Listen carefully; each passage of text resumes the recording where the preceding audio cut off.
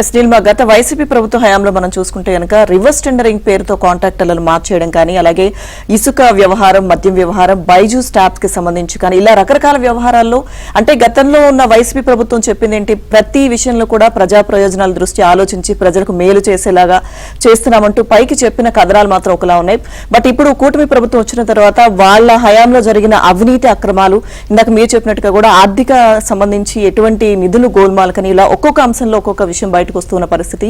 దీనిలో ఇవన్నీ కూలంకషంగా విశ్లేషిస్తే గనక ప్రజా ప్రయోజనాలు ఒనుగురింది ఏం లేదు ఇందులో. అంటే వాళ్ళందరూ కూడా అక్కడున్న నాయకులు ఆ ప్రభుత్వంలో ఉన్న వాళ్ళు సాక్షాత్తు మాజీ ముఖ్యమంత్రితో సహా సొంత లాభం కోసమే ఈ పనులని చేసినట్టుగా ఒక్కొక్కటిగా వ్యవహారం బయటపడుతోంది. చూద్దాం. రివర్స్ టెండరింగ్ పేరిట కాంట్రాక్టర్లను మార్చేయడం, మద్యం విధానం, ఇసుక పాలసీ, స్మార్ట్ మీటర్లు, టెండర్లు, బైజూస్ ట్యాబ్లు, తాజాగా సెకీతో ఒప్పందం పేరిట అదాని నుంచి సోలార్ విద్యుత్ కొనుగోలు వరకు అన్ని వివాదాస్పదమే. అన్నిటా ఆర్థిక ఆరోపణలే. వెరసి 5 ఏళ్ల పాలనలో జగన్ తీసుకున్న నిర్ణయాల్లో ప్రజా ప్రయోజనం ఎలా ఉన్నా స్వీయ లాభమే కీలకంగా మారింది అనే ఆరోపణలు వినిపిస్తున్నాయి.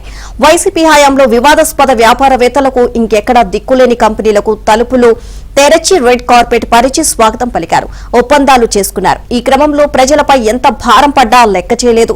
తాజాగా సౌర విద్యుత్ కొనుగోలులో జరిగిన ముడుపుల భాగోతం ఎఫ్బీఐ విచారణలో బయటపడింది. దీంతో జగన్ జమానాలో పనులు దక్కించుకున్న సంస్థలు వాటికి అప్పగించిన కాంట్రాక్టులపై విచారణ జరపాలి అన్న డిమాండ్ ప్రజల్లో క్రమంగా పెరుగుతోంది.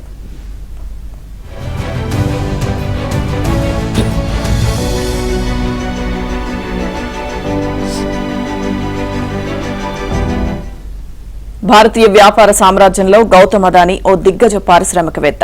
అయితే ఆయన వ్యాపార విస్తరణపై తొలి నుంచి విమర్శలున్నాయి. 2019లో ముఖ్యమంత్రిగా జగన్ పాలన పగ్గాలు చేపట్టిన నాటి నుంచి అదానీతో ఆయన కహానీ బాగా నడిచింది. ఇటీవల 1750 కోట్ల లంచాల వ్యవహారం బయటపడడంతో ఇతర వ్యవహారాలపై కూడా అందరి దృష్టి పడింది.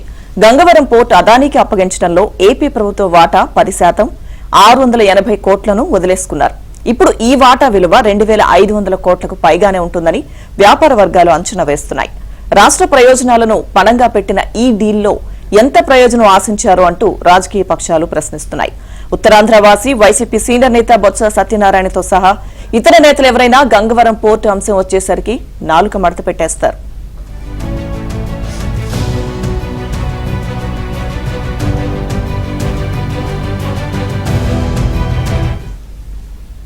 ఇక కృష్ణపట్నం పోర్టు నవయుగ నుంచి అదానీ పరమవడం వెనుక చాలా తంతు దాగి ఉంది అంటూ మొదటి నుంచి ప్రచారం సాగుతోంది. కృష్ణపట్నం పోర్టును ఆనుకొని ఉన్న శ్రీ దామోదరం సంజీవయ్య థర్మల్ విద్యుత్ కేంద్రం కూడా అదానికి అప్పగించేలా జగన్ పావులు కదిపారు. ఈ డీల్ను వ్యతిరేకిస్తూ అప్పట్లో ఆంధ్రజ్యోతి ప్రచురించిన కథనాలు అధికారుల్లోనూ రాజకీయ వర్గాల్లోనూ కదలిక తెచ్చాయి. ఉద్యమాలు ఉధృతం అవడంతో చేసేది లేక కృష్ణపట్నం థర్మల్ విద్యుత్ కేంద్రం అప్పగింత వ్యవహారాలు ఆపేసింది.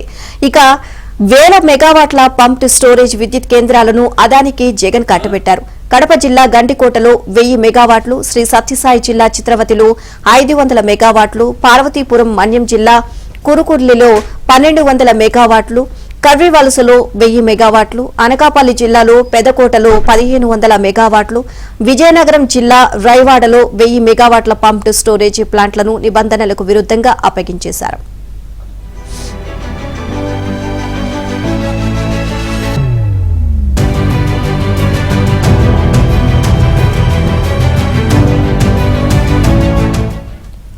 కేంద్ర ప్రభుత్వ మార్గదర్శకాల మేరకు పంప్డ్ స్టోరేజ్ ప్లాంట్లను కేటాయించాలి. రాష్ట్రానికి ఎవరు ఎక్కువ లబ్ధి చేకూరిస్తే వారికి ప్లాంట్ స్థాపనకు అవకాశం ఇవ్వాలి. కానీ ఆ నిబంధనలేవీ పాటించలేదు. ఇక పట్టణ ప్రాంతాల్లో గృహాలకు విద్యుత్ మీటర్లను అమర్చే బాధ్యతను పూర్తిగా అదానికి ఇచ్చేశారు. జగన్ పాలనలో అత్యధిక ప్రాధాన్యం షిరిడీ సాయి ఎలక్ట్రికల్స్ అధినేత విశ్వేశ్వర్ రెడ్డికి దక్కింది. అప్పటి వరకు అనామక సంస్థగా ఉన్న షిరిడీ సాయి ఎలక్ట్రికల్స్ జగన్ సీఎం అయిన వెంటనే పెద్ద పెద్ద కాంట్రాక్టులు దక్కించుకుంది.